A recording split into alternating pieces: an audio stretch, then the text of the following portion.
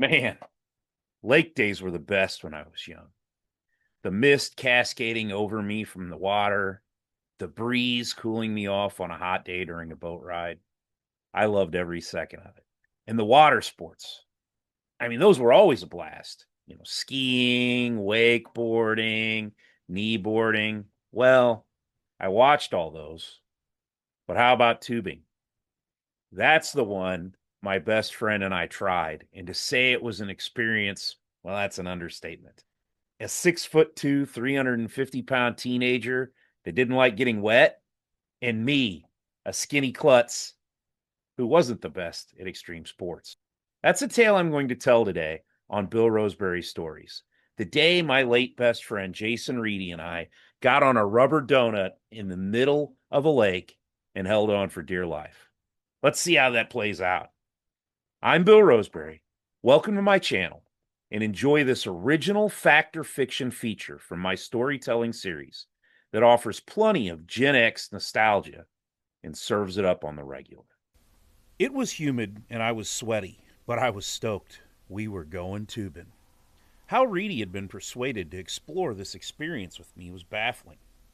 But he had agreed, though he didn't look nearly as excited as me. He was sweating too, but his wasn't so much from the scorching Midwestern August sun as it was from nervousness. Though he'd never admit it, he was way too prideful.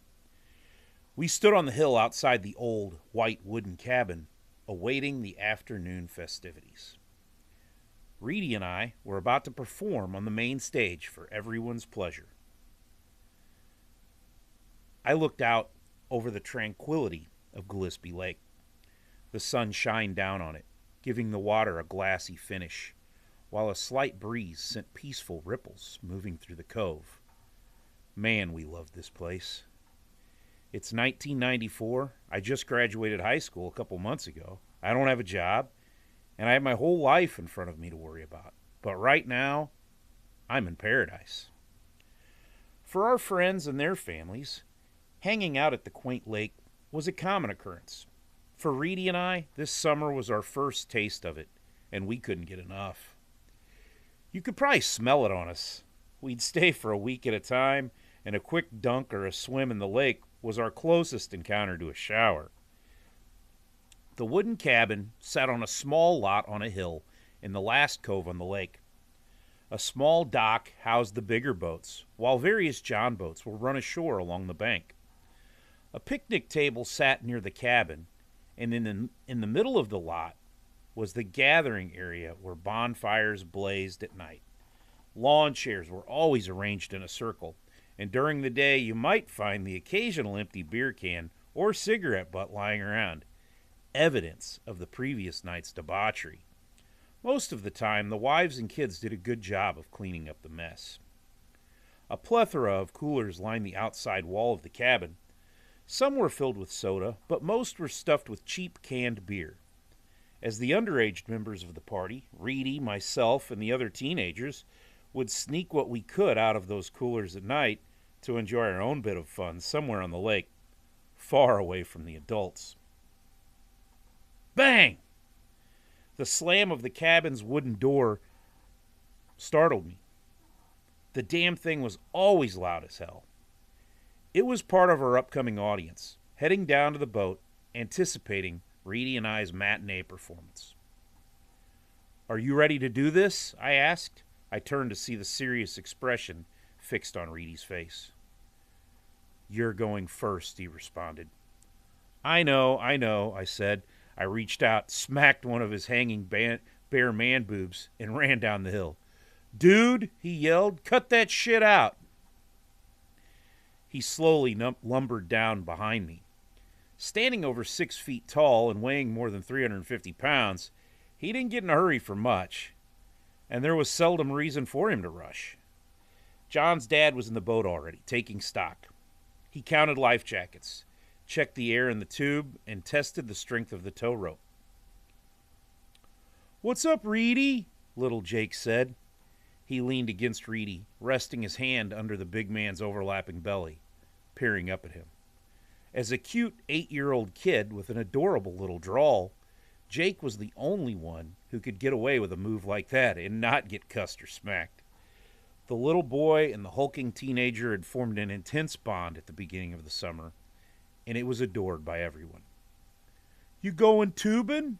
he added. "You scared?" He gazed up at Reedy with pure hero worship. Reedy looked down at him and confidently responded, "Hell no. I'm going to own these waters and be way better than Bill." Jake giggled. I looked at him with a goofy grin and shook my head. I humored Reedy, but I had been best friends with him for 5 years. I knew he was anxious. For one, he didn't really like being in the water. He loved fishing, driving, and riding in boats, but actually being submerged in water wasn't his thing. Secondly, he hated looking stupid. There was a high probability that could happen while skidding across the water on a rubber donut. The lack of control aided him. This is the guy who said he'd never ride a horse because he only trusted a machine he could steer. He never wanted to be on something that had a mind of its own. John came by and smacked Reedy on the back. "Don't be nervous. This is easy. You guys watch me slalom ski, and that's way harder than this. There's nothing to tubing. You just hold on." "Man, I ain't nervous. If anyone's nervous, it's him," Reedy said, pointing to me. "You've seen how clumsy he is. He'll probably hurt himself." "Whatever. Just make sure your big ass doesn't pop the tube," I scoffed. "Well, come on, let's go," John commanded, hopping into the boat. Jake and his middle school-aged brother Mike paraded in behind him. Reedy and I followed. John passed out life jackets, and we safely clipped them into place and found open seats. John's dad stood up as the pilot of the vessel and began reciting the tubing rules. They were common sense. Wear your vest, hold the handles tight, but keep your body relaxed. He would be reaching speeds of 40 to 50 miles per hour and taking wide turns to allow us to jump the wake. The most important rule was the one I took special notice of: how to stop. Passengers would be watching in case you flipped off the tube, but if you were still safely seated and wanted off, you had to put your hand to your neck and slide it quickly across, the universal cut signal. It meant John's dad would slow the boat and cut the engine so you could safely swim back. "Is everyone ready?" he asked. We nodded. "Okay then, here we go." The engine buzzed to life. John and Mike untied the nylon ropes from the dock, and we coasted toward the no-wake buoys. Once past them, the propellers started churning, and we felt the welcoming breeze and mist rise off the lake. I loved that. We stopped near the dam at the far end of the lake. This would be our starting point, and we would cruise toward the middle of the small body of water. I was up first. John and his dad tossed the tube and the rope into the gentle water. I knew that gentle part was about to end. There's nothing to it. Just hang on to the handles, go with the flow, and most of all, have fun, John encouraged as I climbed down the short ladder. "Yeah, and don't hurt yourself," Reedy added with chuckles from the rest of the crew. I took a big gulp and hopped into the chilly water. My body acclimated quickly as I swam with the tube out into the open abyss. The water was so calm as I climbed aboard my puny black raft. I hung my skinny legs over the front and gripped the plastic handles until my knuckles turned white. "Are you ready?" John's dad yelled from the boat. I thrust my thumb in the air. I heard the idle of the engine, then the slack on the rope snapped tight. This isn't so bad, I thought. This is going to be... Then John's dad hit the throttle. The force jerked the tube so hard I felt my teeth rattle. I was suddenly hydroplaning across the lake, letting out a loud scream while the laughing faces of my so-called friends blurred in the distance as giant splashes of water smacked me in the face. How am I going to tell him to stop When there's no way in hell I'm taking my hands off these handles, I thought frantically. The water had transformed from a glassy mirror into a concrete playground. The roar of the engine and the rushing water drowned out everything else. But then, the tension started to dissipate. The corners of my mouth curled into a smile. The panic was relinquishing its grip. I was beginning to have fun. Then came the turn. John's dad had it floored. As he swung wide and I hit the wake, I felt the tube take flight. I also felt my butt leave the confines of my seat. In a split-second epiphany, I realized my body and the inner tube were now traveling in completely different directions. My hands lost their grip. A sudden thought rushed my brain. Oh, I hope this doesn't hurt too badly. Before I could blink, all I saw was blue sky. Then I was submerged. The water was unforgiving. Hitting it while traveling over 40 miles per hour felt like crashing onto a hardwood floor. I hit on my side and felt a jolt of pain. But thanks to the life jacket, I shot back to the surface like a cork. "Man overboard!" I heard someone yell from the boat. The flailing, empty inner tube calmed itself as the boat throttled down. "Stay put!" John's dad called out, circling back. As he pulled up alongside of me, bobbing in the water, he asked, "Are you ready to come in?" With the group roaring with laughter, my mouth opened without my mind's consent. "No, I'm ready to go again." What the hell? Am I a masochist? I wondered. The truth was, I was having a blast. John's dad pulled the tube around. I climbed back aboard with newfound confidence, and away we went for round 2. This time I was a pro. My relaxed body flew across the water with every bump and wake. I was one with the rubber. We took several trips around the small lake, and I was lost in the exhilaration of my environment. I could see the group watching intently, hoping for another spectacular wipeout. I might not be a masochist, but my friends were definitely sadists. Then it hit me. It's Reedy's turn. I decided to end my run. I remembered the gesture. I released my left hand and started to make the cut-off motion at my throat. Now, I don't claim to know anything about physics, but Sir Isaac Newton was about to give me an unforgettable lesson. Gravity is a bitch.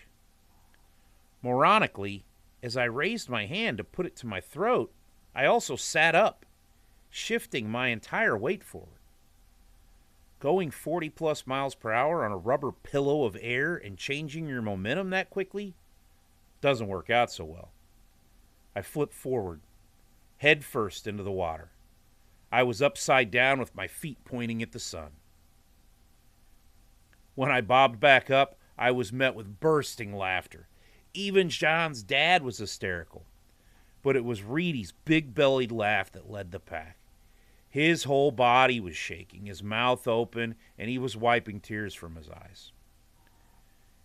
I swam back and climbed into the boat.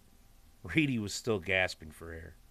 "Dude, you look like an upside-down buoy in the water. You're so dumb. Don't you know anything about gravity?" "Man, that shit was funny as hell." He kept wiping tears from his eyes and chuckling loudly with his mouth full of tongue. "That was pretty funny," John chirped from the peanut gallery. "Well, it's your turn now," I said, looking up at Reedy as I rubbed my sore neck. That'll shut him up. "Yeah, whatever," Reedy responded, the laughing halting instantly. "There's no way I'll look as stupid as you." The opening act was over. The headliner was taking the stage, and that's what everyone had come to see. How big of a splash would this behemoth make skidding across the water at damn near 50 miles per hour? Are you ready to go? John's dad asked. Reedy was stone-faced. His eyes were locked on John's dad with an intensity that could melt lead. Now, obviously, we had a lot of respect for this man nearing 40 years old. He was one of our best friends' fathers, gracious enough to let us stay with him and his friends at their amenities on the lake, feed us his food, and welcome us aboard his boat. But Reedy's pride was on the line. "Don't go too fast," Reedy said, never unlocking stairs with John's dad. He was serious as a heart attack. I could almost see the hair stand up on the back of John's dad's neck. He sheepishly nodded and took his place in the driver's seat. Sure, he was a husband, a father, an adult nearly twice Reedy's age, but even at 18, Reedy was twice his size. He wasn't going to risk getting throttled by a teenager in front of a group of kids and other teenagers if he embarrassed Reedy. Reedy eased into the water, careful not to submerge his head. No smile. No hint of joy. He slowly paddled out with the tube and climbed aboard, mean-mugging us from his perch. "Okay, are you ready to go?" John's dad asked again. Reedy gave a slow, unblinking nod. The takeoff was much different than it had been with me. The boat moved at a crawl as the rope slowly tightened. Reedy exhibited perfect, rigid posture. The boat was lucky if it hit 20 miles per hour as John's dad cautiously raised the throttle. We looked back and started laughing. Reedy's expression never changed. I don't think he even blinked. His body was motionless, except for every few seconds when he'd slowly raise a hand to wipe water from his face. He looked miserable, and it was hilarious. As the boat arced very slowly into a turn, the tube gently rolled over a tiny ripple. It didn't even resemble the monster wakes that had launched me into orbit. We continued laughing. Reedy continued staring menacingly, and John's dad continued driving like he was in a funeral procession. After just a second lap around the lake, Reedy gestured to stop. He was halfway off the tube before the boat even stopped moving. It was the fastest I'd ever seen him move. As he climbed back in the boat, still not smiling, I giggled. "How was it?" "I didn't fall, did I?" he barked back. We pulled the tube back into the boat and headed for the lot. Reedy immediately turned the attention back to me, mocking me for my two major falls. Everyone started laughing, including me, as we cruised across the lake. We tied off the dock, shed our life jackets, and climbed back onto solid ground. It was time to prep for dinner and another bout of fun around the bonfire. It was a successful day on the lake, and it gave us a story to tell for years. The legend of the one and only time Jason Reedy ever went tubing. Wow, that was an experience I'll never forget.